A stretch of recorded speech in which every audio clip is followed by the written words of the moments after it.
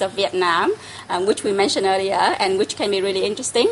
As you mentioned, there would be various differences between the North and the South, or Hanoi and Ho Chi Minh City. Can you give me a bit of perspective on that? Well, they say that the victor writes the history, okay?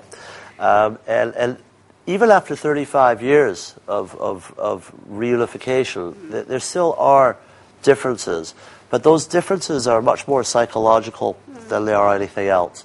And I think maybe the best way to start off is if you ask, but how a Hanoian, say, considers wealth, is they will actually look at their next door neighbor. I want to see how successful I am based on what my neighbor has, okay? While in Saigon, it's much more practical. They open their wallet and see how much money is in there, okay? So the one is much more about face, while the other one is much more about practicality. And again, if you look at history, and if you know about Vietnamese history, you can start to understand where that mentality sort of manifests itself. I think if I were just to run down a few more sort of psychological attributes, Hanoians are actually much more quality conscious because in the past they had products from the Warsaw Pact countries like Cuba and Bulgaria and whatnot, which weren't of very high quality. Hanoians would prefer to buy the most expensive beer, say, and only have one.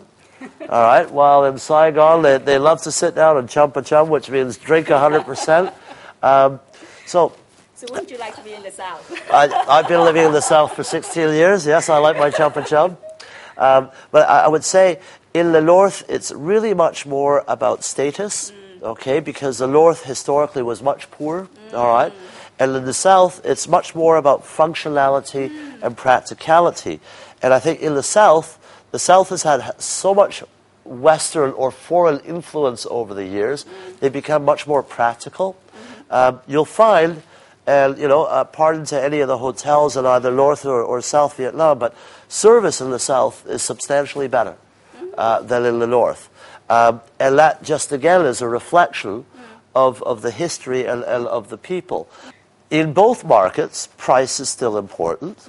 Okay, let's be realistic. Like I said, we're talking about 60% of the population, which is still on lower income levels.